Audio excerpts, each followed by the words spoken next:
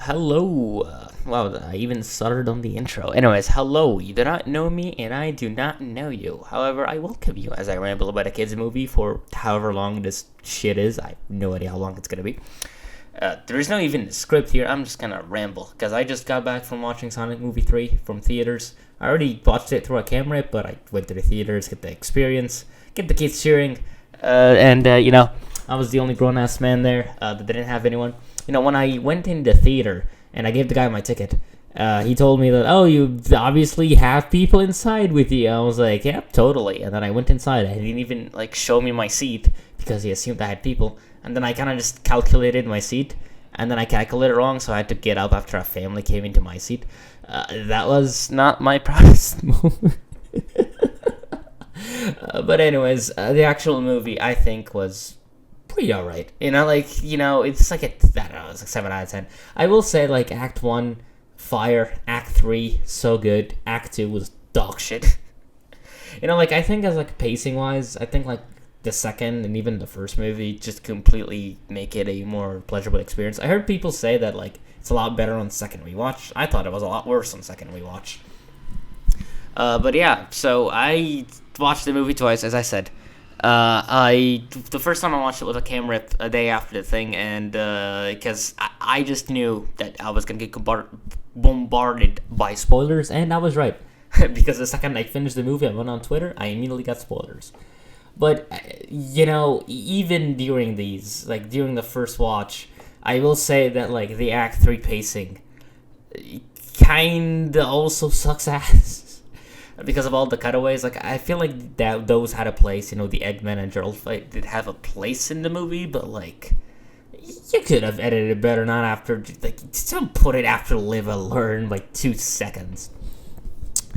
But yeah, I was pretty much the only one in the theaters who really knew this shit. I mean, a few kids kind of knew the general idea. There was this guy geeking all over. There was this one guy who he was just having a fucking nerdgasm the entire movie. He was no older than 14, I don't think.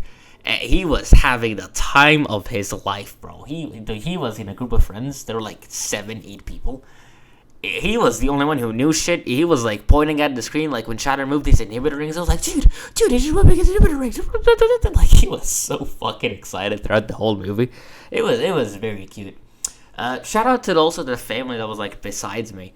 So there were 3 kids, and then they were being supervised by what seems to be an older sibling. It was almost, I think it was close to my age, and they were having the time of their lives, and the guy actually convinced their mother to make them stay for the post credits. Which, initially post credits, a few kids went, "Oh my god, it's Metal Sonic," right? And that was it. But when Amy showed up, dude, I saw the little girls in the front just fucking scream. I didn't even know they were there. They were so fucking quiet. They didn't even say anything. And then, when the post-credit hit, they were fucking screaming and moving. And people were, saying, dude, this was the best movie of 2024. And, dude, no matter what I say in this, no matter what criticisms I say in this, and no matter how good or bad I deem the movie is, this movie is special to a lot of people, and for good reason, because an experience like that, I was walking out the theater with the stupidest smile on my face. Dude, I already watched it, I knew what was coming, but seeing the adults in the thing actually go dude, this goes hard when they fucking do the Sonic Adventure 2 moon pose in their super forms, dude, it means something, it does mean something. Or the fact that was that kid who went oh my god, it's Tails, and he's the only one who gave a shit about Tails the whole movie. It's stuff like this that just makes me happy, You're just seeing these reactions that honestly I cannot take away from the movie. The movie clearly hit for a lot of people because I already said it before in the 3D games kind of retrospective thing I did. I'm not really sure what to call it, but the point is, in that video, I mentioned that essentially art is based on context, and to them this just means the whole world to them. Dude, if I saw this when I was 13, holy hell, dude! These kids are having the time of their lives, and that's good. Some of them were a bit noisy. Some of them kind of talked. One of them laughed when Maria died. One of them were just laughing. I was like, dude, how the fuck did Gerald live that? that was a bit annoying, but like, you know, I get it. I get it. I do. But if you can't tell, I am. Like I'm telling you, I just finished walking back from the theater. It was like 20 minutes away from home. I just walked there. Like, you know, it was, God, like, I already mentioned the pacing issue, but like, when Act 3 hit, dude, we were all seated. Like, I already watched this shit. I knew what was gonna happen. And people were still fucking screaming and yelling, and they were like going hype, and it's like people, like a kid was just going, dude, they're gonna go super and defeat Eggman.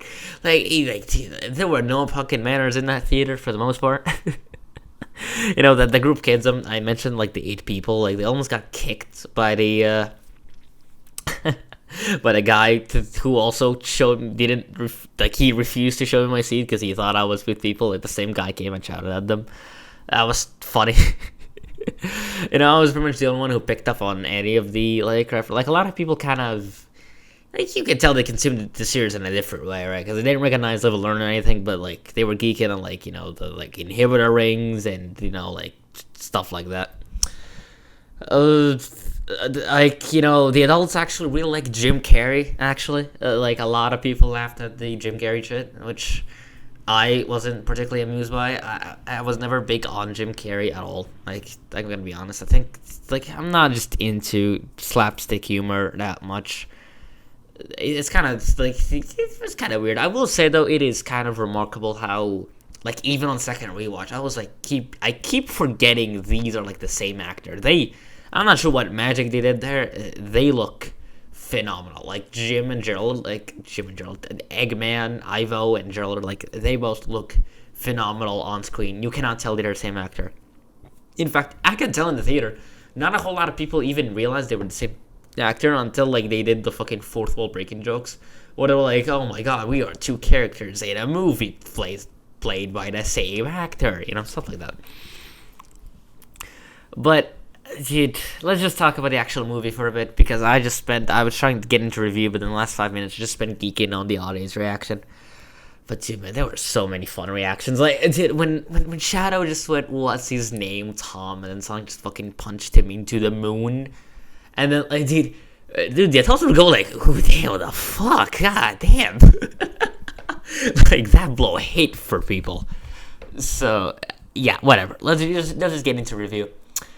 Act 1 is, dude, it's such a great opening. You know, it's a very solid opening. It just gets to the point. I know a lot of people mention that it's going too fast. I thought Act 2 was too slow. I thought Act 1 was perfect. Because, again, you have to realize this is adapting Sonic Adventure 2. You know, like, we're adapting Sonic Adventure 2. Sonic Adventure 2 literally started the plot frame 1. You booted up the game with Sonic jumping out of a helicopter. Like, it's close to the source material, which is... But I can understand the frustrations with the pacing. I get it, but for me, I was like, dude, I'm here for Sonic Adventure 2. I didn't even watch Sonic Movie 2 in theaters. I don't even give a shit about these movies that much. I watched Sonic 1 alone in theaters. I was like 14. I thought it was like, yeah, that was pretty fun. You know, I didn't think it was too... And now I'm kind of too old to really experience these movies what they are without all the filters and nostalgia, unfortunately. Which is kind of a shame, but... Is it... I don't give a shit. Like, you know, it was peak. I thought the beginning was just fire. I thought, you know, like the whole Tokyo segment was really fire. Some people actually clearly watched the other movies because they were like, yeah, I knew it was Dr. Stone and Agent Stone, and Agent Stone seems to be really liked by people. By the way, that was very fun. Anyways, back to the topic. People laughed when the fucking General, I think it was called General Walters.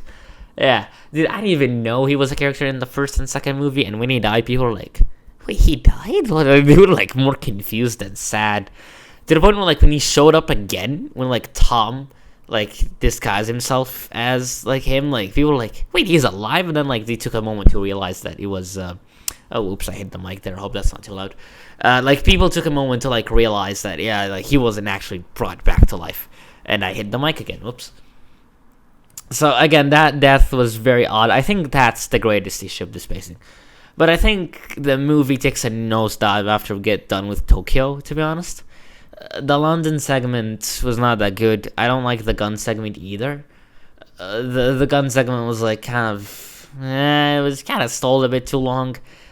Some parts were really good, but I think it stalled a bit. I think the pacing kind of became a drag. And don't even get me started on London. London was kind of ass for the most part. There were fun moments. Knuckles showing up was fun. Tails doing shit was fun. People actually really like the investigation scene. That's kind of something I noticed. People actually really like the humans in these movies. Like, people were actually having a lot of fun with the infiltration scene with Tom and Maddie. Like, people were like laughing and they were like having fun, and the nobody picked up on the 90s joke, but like people were having overall fun with the whole concept of the whole sequence. When he said like, yeah, when she switched to fucking Commander, what the fuck was her name? I watched the movie twice. I don't even know. Jane from Breaking Bad. Anyways, like, people laughed when that happened. Like, people were having fun with that scene. But I, for one, I just didn't care, man. I'm here for Sonic the Hedgehog. And, we got Sonic the Hedgehog in Act 3. Act 3 was just peak to the brim. I know I'm repeating myself. I'm not good at movie reviews, but I will say the theming of family, it was actually shockingly well done. You're not Maria line, very fucking cool, very raw. It took me aback when I was watching this in the camera.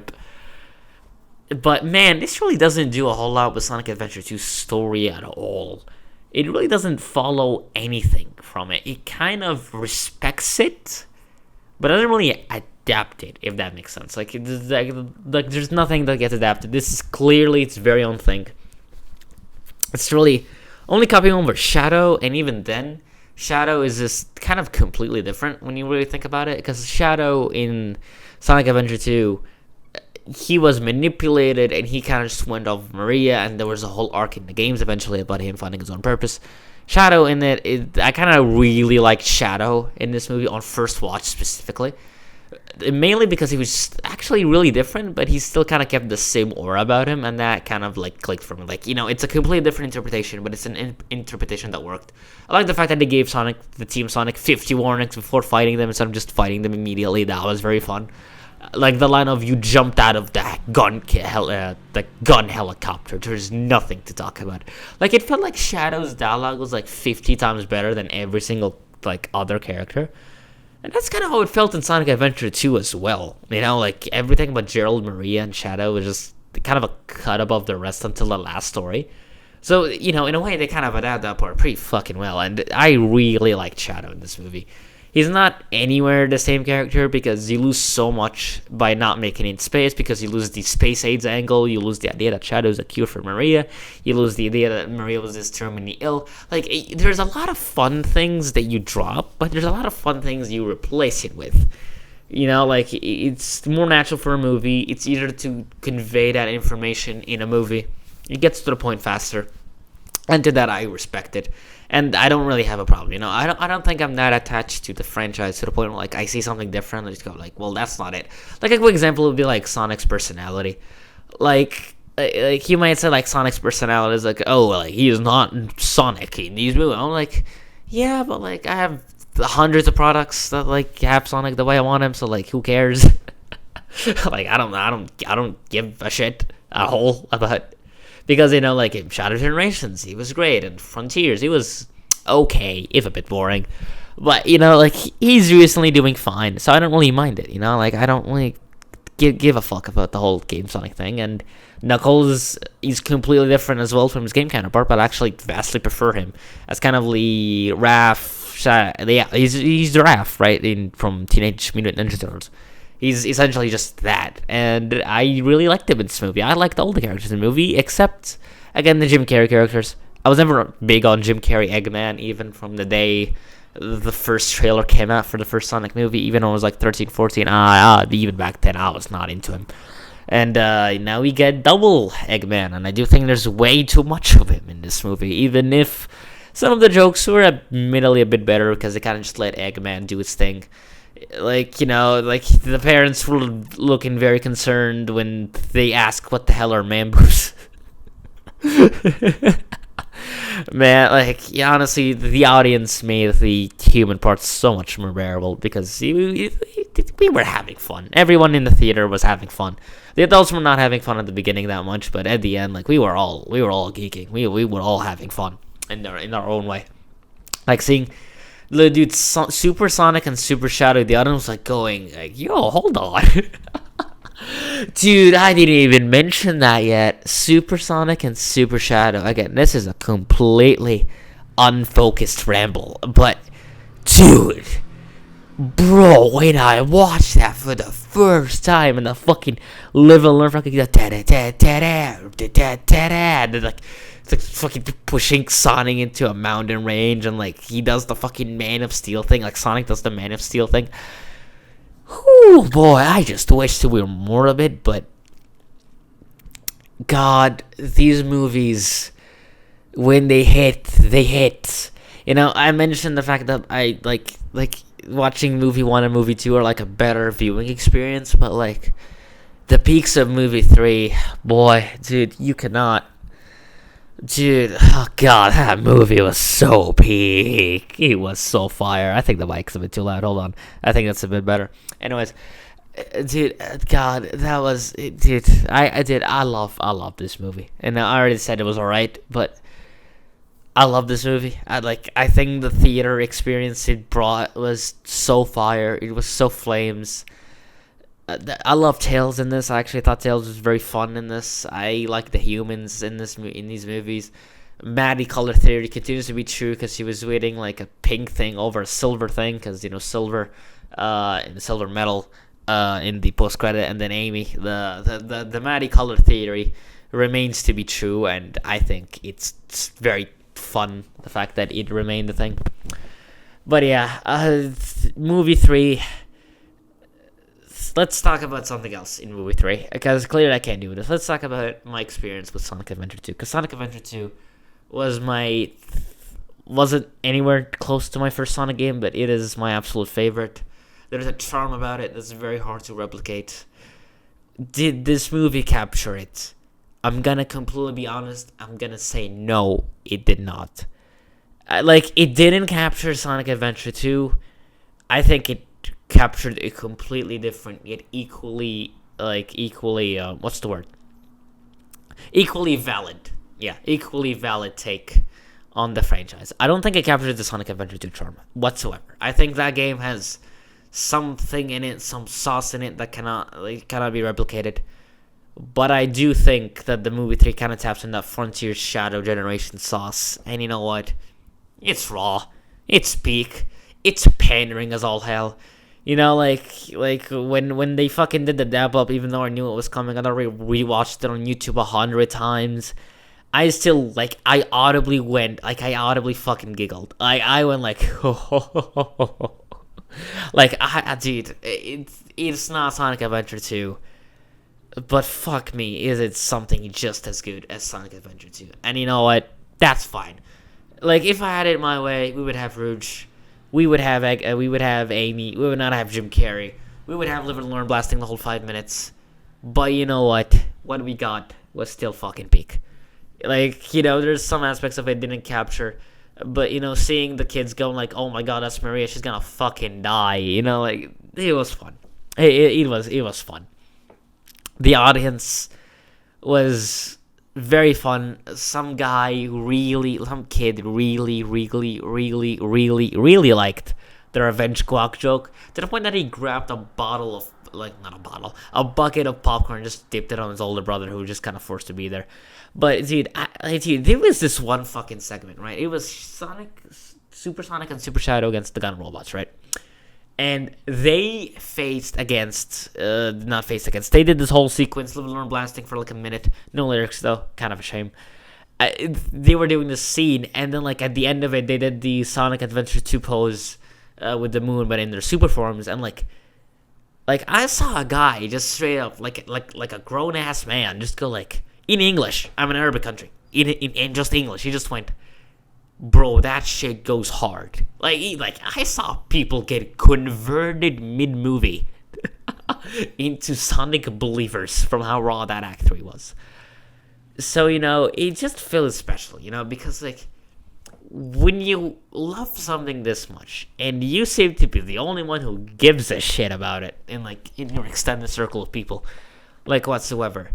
And then yesterday, I go to McDonald's to meet a few friends, and then I see Sonic the Hedgehog posters and Sonic Happy Meals, and then I go to this movie and I see the girl just fucking screaming at Amy, and just seeing all these things. It really does mean something. This shit just resonates, because I have spent so much of my life quietly loving this franchise because nobody around me seemed to love it as much as I do. And to see that, I'm not fucking crazy. This shit is actually peak. Wow, man, it hit. I don't want to get too emotional, man, but